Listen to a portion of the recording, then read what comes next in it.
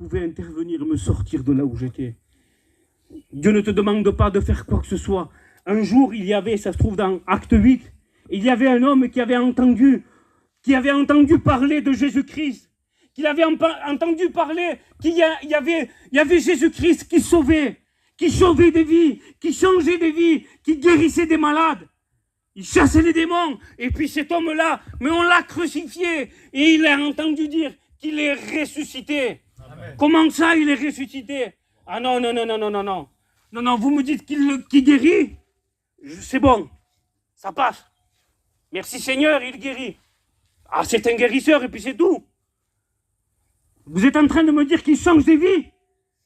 Bon, c'est un homme qui était un peu particulier. Mais vous êtes en train de me dire qu'il a été crucifié, qu'il a été condamné, crucifié, qu'on l'a fait souffrir. Il est mort. Et maintenant, il est ressuscité. Ah non. Là, c'est trop, là. Il faut que j'aille voir à Jérusalem. Et cet homme venait de l'Éthiopie. C'était un Éthiopien.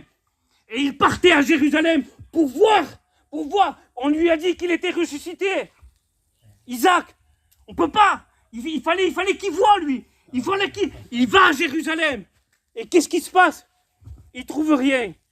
Et il avait une souffrance à l'intérieur de lui, je pense. Qu'est-ce qu'il fait?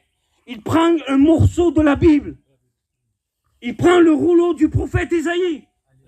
Il est en train de lire Ésaïe 53. C'est le Seigneur qui l'a conduit. Et Ésaïe 53, justement, c'est ce qui s'est passé sur la croix. Homme de douleur, habitué à la souffrance. Nous, on ne veut pas souffrir, mais on souffre quand même. À moins que Dieu intervienne dans nos vies. Homme de douleur, habitué à la souffrance. Nous avons fait de lui aucun cas. Aucun cas. Nous, quand il y a quelqu'un qui passe devant nous, t'as vu, il ne m'a pas fait cas. Il ne m'a pas fait cas, Marseille. C'est ça l'homme de Dieu. C'est ça l'amour qu'il a.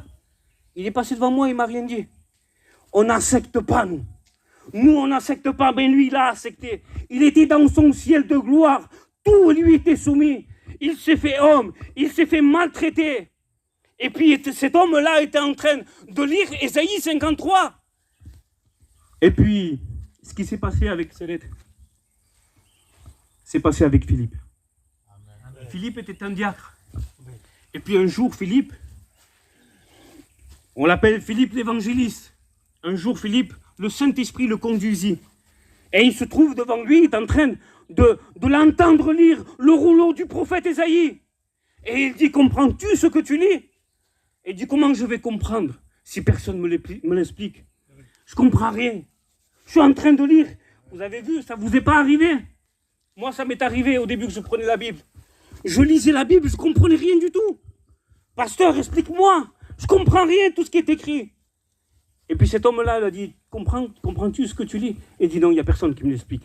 Philippe s'assoit à côté de lui. Tu es en train de lui expliquer que c'est Jésus-Christ.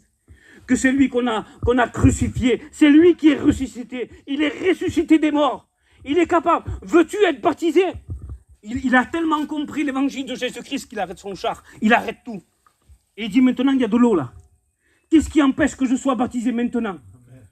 Et Philippe lui dit, mais si tu crois dans ton cœur, il n'y a plus rien qui empêche.